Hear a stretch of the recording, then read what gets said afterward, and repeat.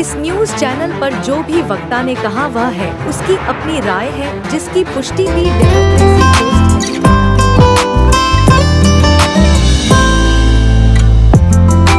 नमस्कार, मैं मनोज पिप्पल बुद्धा जयंती पार्क से।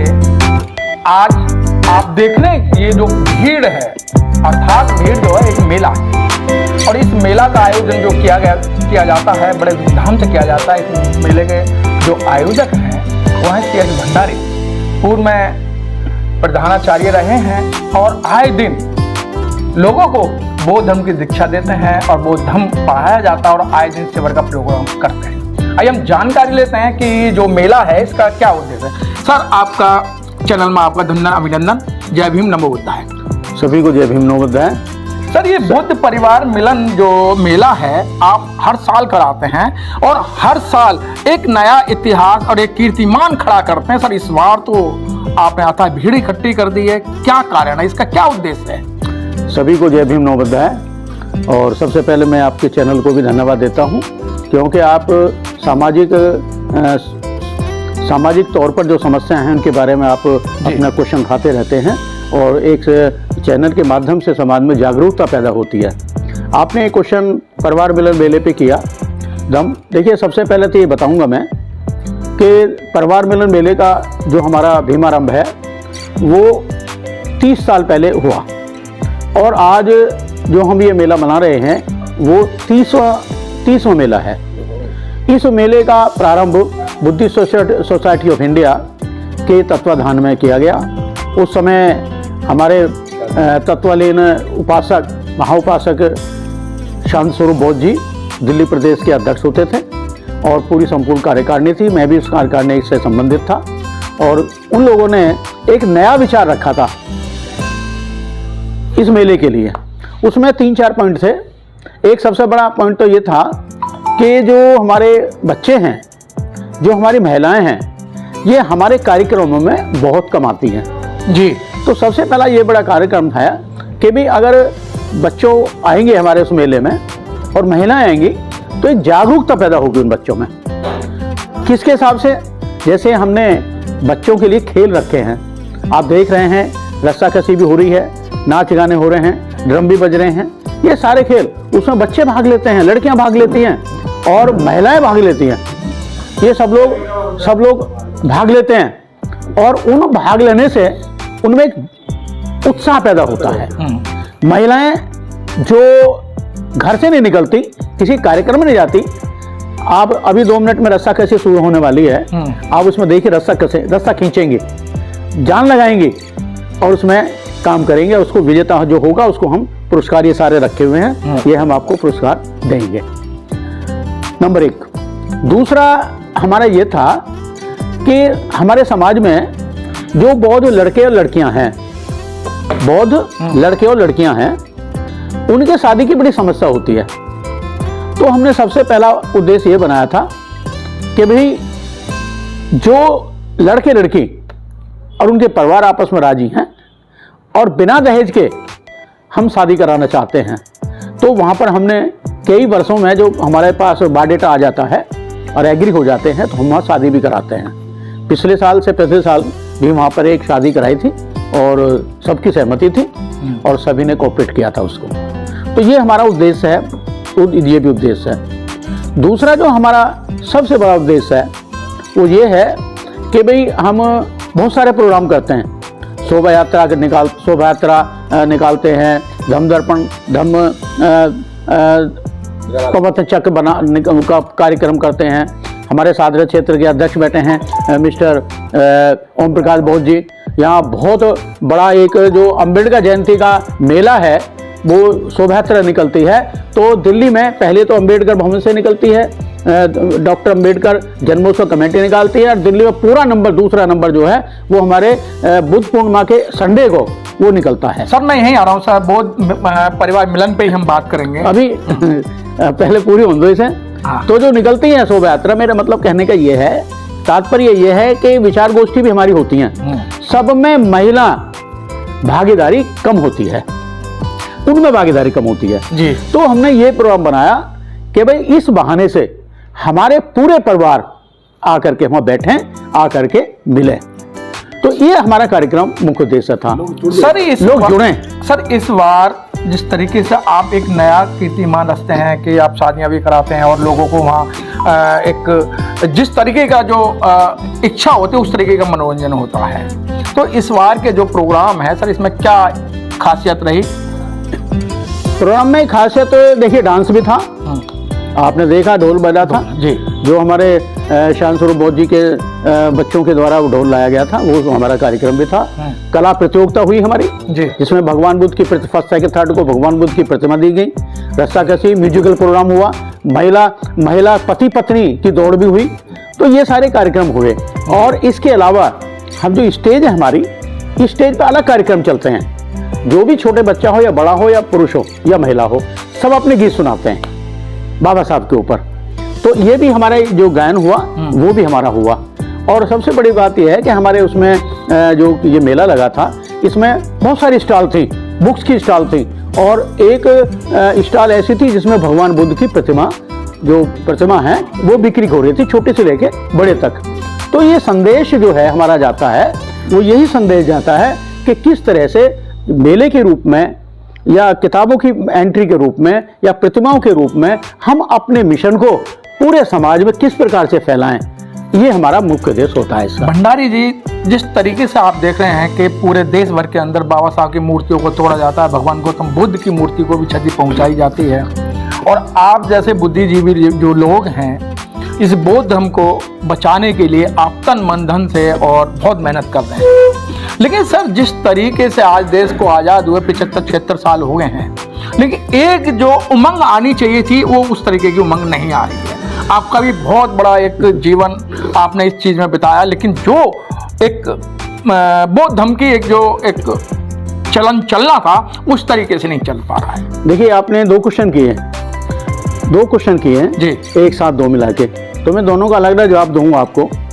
आपने एक क्वेश्चन ये किया कि बाबा साहब की प्रतिमा तोड़ी जाती हैं।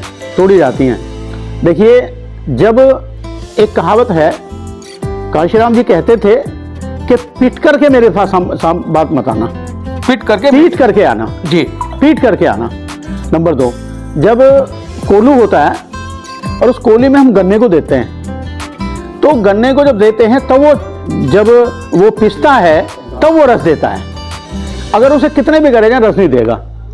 जितनी भी ये बाबा साहब की मनोवादी व्यवस्था के लोग, बीजेपी आरएसएस के लोग, या मैं कहूँगा कि बुद्धिहीन लोग जो ये बाबा साहब की प्रतिमा को तोड़ने का जो कार्य कर रहे हैं, उनको ये अकल होनी चाहिए कि जितनी प्रतिमा टूटेंगी उतने ही लोगों में आक्रोश होगा और उतने ही प्रतिमा ज्यादा लगाई जाएंगी। ये आक्रोश है। एक बात का जवाब ये है, कभी एक मूर्ति तोड़ने से बाबा साहब की क्षति नहीं होती, बल्कि और दिन पर दिन बाबा साहब की प्रतिमाओं को लगाया जा रहा है। तो ये हमारे लिए उन लोगों के संदेश है जो गलत दृष्टि रखते हैं, बाबा साहब की प्रतिमाओं को तोड़ते हैं। जैसे अभी राजस्थान में वगैरह में कई स्टेटों में हुआ, कोई बात नहीं, करने दो उनको, वो उनका काम है, मनुवादियों का काम है, आरएसएस का काम है। हमारे लोगों का जो मिशन के अनुयायी हैं उनका काम है हम इस विचार को फैलाएं और ज़्यादा से ज़्यादा बाबा साहब का प्रचार करें और उन प्रतिमा को लगाएं। दूसरा प्रश्न आपने ये किया कि हम क्यों नहीं बढ़ पा रहे हैं। अभी थोड़ी देखिए, एक एग्जाम्पल मैं आपको देता हूँ। एक एग्जाम्पल है, अमेरिका का एग्जाम्पल लेते हैं। अमेरिका में और नीग्रो जाति है, नीग्रो जाति में और हमारे जो शेड्यूल कास्ट हैं इंडिया में, ये दोनों सेम हैं। वहाँ पे 100 साल हो चुके पूरे, और 100 साल में पूरी इंडिया की आबादी का 33% की जो प्रॉपर्टी है, जो संपत्ति है, उस पर निग्रो का अधिकार है। इतने मतलब निग्रो उठ गए वहां। उसका मेन कारण क्या है? उसका मेन कारण है राजनीतिक विचार। अमेरिका में राजनीतिक विचार काम करता है और उनको राजनीतिक दृष्टि से, सरकारी दृष्टि से उनको प्रोत्साहन मिला, इसलिए वो उठ गए। हमारे यहाँ क्यों नहीं उठ पा रहे हैं? उसके भी कई कारण हैं। सबसे बड़ा कारण है हमारे लोगों में अंधविश्वास, और दूसरा सबसे बड़ा कारण है राजनीतिक शरण नहीं होना, राजनीतिक प्रयास नहीं होना। राजनीतिक मोटिवेशन नहीं होना, क्योंकि जो सरकार बनती है वो मनुवादी सरकार होती है, और मनुवादी सरकार क्या है? वर्णवादी व्यवस्था है। ब्राह्मण सबसे ऊपर है, क्षत्रिय है, वैश्य और शूद्र है। तो यहाँ की जो सरकार है, कोई भी सरकार बन के आ जाए, वो नहीं चाहती, मायने से, दिल से नहीं चाहती कि ये शेड्यूल कास्ट जो है हमारी बराबरी करें, क्योंकि मनुवादी सरकारें हैं। इसलिए दो कारण तो सबसे बड़े ये हैं। हमारा जो नेता है, जो बाबा साहब का स्वप्न था कि आदमी एमपी बनेगा, एमएलए बनेगा, और वो एमपी एमएलए बनकर के विधानसभा में या लोकसभा में, राज्यसभा में जाकर के अपने विचार उठाएगा, बाबा साहब को अपने समाज के लिए काम करेगा, बाबा साहब को याद करेगा। लेकिन वो हमारे सारे लोग मानसिक गुलाम हो जाते हैं और वो अंबेडकरवादी नहीं रहते।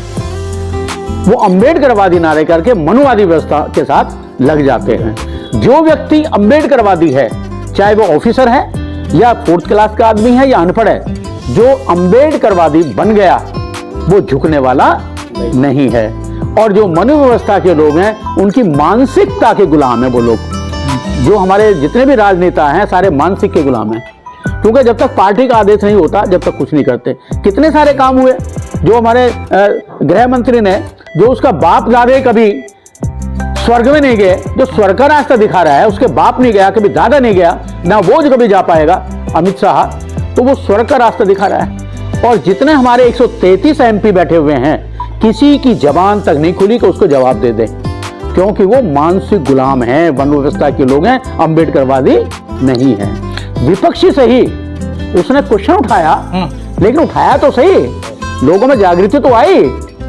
तो इसलिए इस वजह से जो हम सोचते हैं, जो बुद्धिस्ट सोसाइटी ऑफ इंडिया सोचती है, जो बाबा साहब की विचार है, विचार सोच थी बाबा साहब की बुद्धिस्ट सोसाइटी बनाने से पहले कि हम भारत को बौद्ध में बनाएंगे, वो हमारा विचार आगे इन कारणों से, एक तो राजनीतिक सत्ता के कारण, और दूसरा मानसिक गुलामी के कारण, और तीसरा अभी आपने देखा जो तीसरा सबसे बड़ा है, अंधविश्वास के कारण, जहां पर 3-4 हजार लोग मरे, कुंभ में 3-4 हजार लोग मरे, और सरकार ने 30 से ज्यादा आंकड़ा नहीं दिया अभी तक, उनके नाम तक नहीं बताए।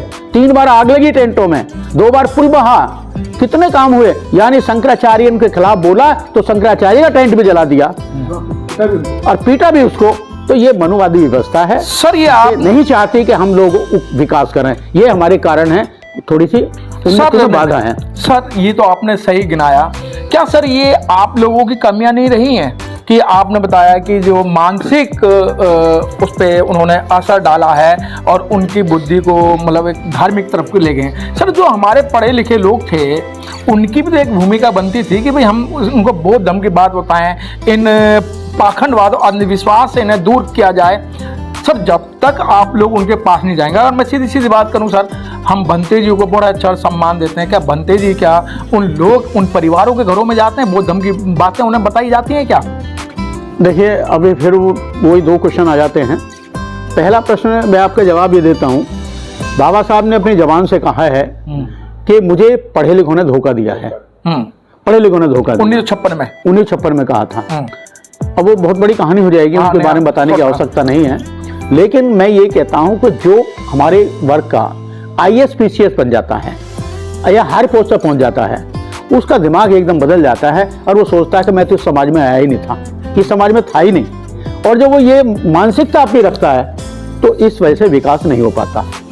कई कारण ये हैं कि एक IAS, मैंने बहुत सारे IAS ऑफिसर देखे हैं, जब अपनी पोस्ट पे होते हैं तो शेड्यूल कास्ट के नाम से भी चढ़ते हैं और वो सोचते हैं कि भाई मुझे ये ना कह दें लोग ये शेड्यूल कास्ट है, ये काम कर रहा है। लेकिन उन सब लोगों को पता है कि शेड्यूल कास्ट है। वहाँ के चपरासी को पता होता है कि शेड्यूल कास्ट है, चपरासी को पता होता है शेड्यूल कास्ट है, लेकिन उसके दिमाग में इतनी गंदगी भरी होती है, वो अपने समाज की बात नहीं करता।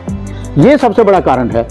जब कोई ऑफिसर अधिकारी IAS PCS बन जाता है और उसके बाद जब रिटायर पद पर होता है तो किसी से बात नहीं करता, महान है, बड़ा है, किससे बात नहीं करता। और जब रिटायर होने के बाद समाज में निकलता है तो क्या कर लेता है, नई संस्था बना लेता है, क्योंकि उसको पूछने वाला कोई है नहीं। ऐसी बहुत सारी संस्थाएं कि नौकरी में तैने घास डाली नहीं, अब तो समाज में आ जा। जितने भी DS4 के विभाजन हुआ और कितनी सारी और पैगाम वैगाम दुनिया भर के सारे ये संस्था बनी है, इनका कारण क्या है? इनका कारण यही तो है कि भाई जब तो पूछा नहीं लोगों ने, और अब जो तुम कहाँ जाएं, तो ये सारा सबसे बड़ा कारण ये है। इस वजह से हमारे समाज में शिक्षित लोग भी शिक्षा नहीं दे पा रहे हैं हमारे समाज में बाबा साहब के, भगवान बुद्ध के अनुयायी होने की। बहुत अच्छी बात। दूसरी बात, अब भिक्षु की बात बता दूं आपको, भिक्षुओं के बारे में बता दूं। हमारे यहाँ भिक्षुओं की संख्या तो बहुत बढ़ती जा रही है। चीवर में है, चलो हम भी उनका सम्मान करते हैं, लेकिन जहाँ विद्वता की बात है, योग्यता की बात है, योग भिक्षु बहुत कम है जी, बहुत कम है, जिसके द्वारा वो अपना समाचार, उनको उपदेश आम जनता तक पहुंचा नहीं पाते हैं। एक बात मोरी बता दूं आपको, बाबा साहब डॉक्टर B.R. अम्बेडकर के समय में उन्होंने कभी भी भिक्षु संघ को या उसको महत्व नहीं दिया।